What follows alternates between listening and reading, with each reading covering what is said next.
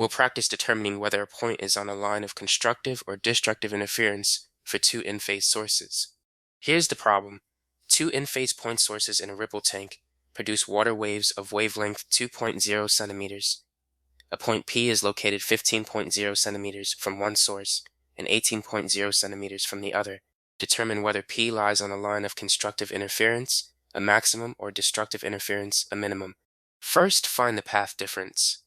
The absolute difference between the distances is 18.0 minus 15.0, which equals 3.0 centimeters.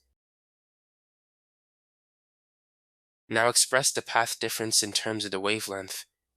The wavelength is 2.0 centimeters, so we divide 3.0 by 2.0 to get 1.5. Apply the interference conditions. Constructive interference occurs when the path difference is a whole number of wavelengths, and destructive when it's a half integer. Here the path difference is 1.5 wavelengths, a half integer, so it's destructive interference. Therefore, point P lies on a nodal line, meaning destructive interference, or a minimum. Remember, for two in-phase sources, constructive interference occurs when the path difference is a whole number of wavelengths, and destructive when it's a half integer.